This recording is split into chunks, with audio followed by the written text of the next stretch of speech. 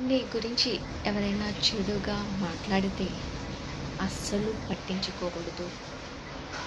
అలాగని బాధపడి కూర్చోకూడదు.